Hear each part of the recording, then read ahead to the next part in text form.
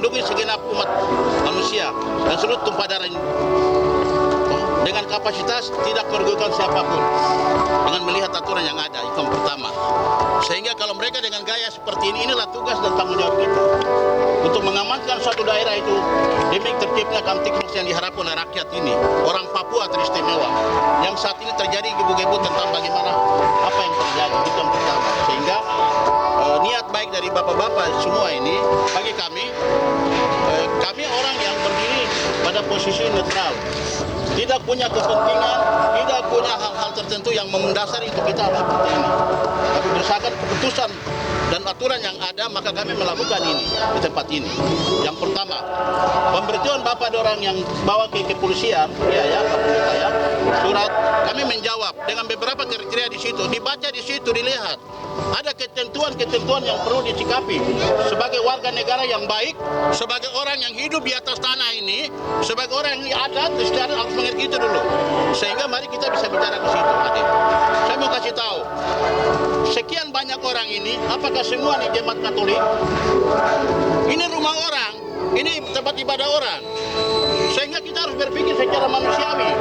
Saya saja orang Kristen Protestan, saya mau masuk ke gereja dengan bawa masa saya ke sana, saya harus izin permisi Pak Pendeta atau Pastor, saya mau ibadah di sini dengan etika yang dihargai oleh hak dasar. Sekarang apakah Pater, Pastor dan lain-lain di sana, uskup dan lain-lain bisa memberikan rekomendasi apa tidak? Ini persoalan. Apalagi dengan gaya seperti ini, kita harus lihat apakah masuk logika apa tidak. Kalau Pater dan Uskup setuju memberikan pernyataan kepada Kapolres, kepada Kapolda, oh kami Polri siap, karena ini aspirasi jemaat, aspirasi murni agama gitu loh. Jadi kita tidak mempolitisasi agama dalam kepentingan-kepentingan tertentu, itu persoalan. Sehingga saya melihat etika dalam tata gereja. Kalau ini ada gereja di sini, kenapa tidak gereja di sini? Toh, kalau itu juga rumah Tuhan gitu loh. Tapi ini rumah yang dimiliki oleh jemaat lain. Kemudian kita dari sekelompok orang Papua ini kan beraneka ragam. Sehingga kita harus punya persepsi dulu. Toh, begitu. Apakah Pak Pendeta saat ini bisa diakui di dalam gereja Katolik sana? Belum tentu.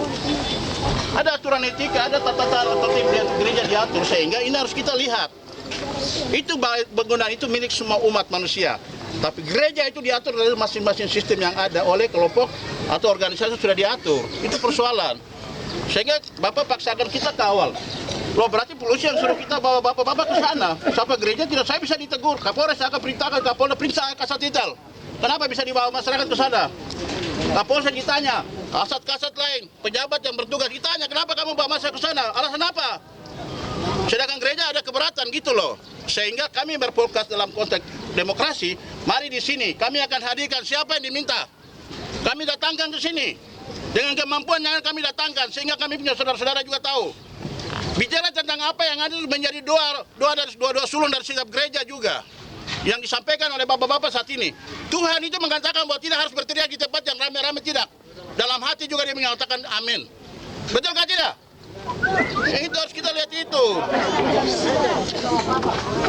Harus tahu, makanya ada step, saya bukan mau membatasi. Tapi kalau ada orang memaksakan blokade ini, itu sudah alternatif saya sampaikan.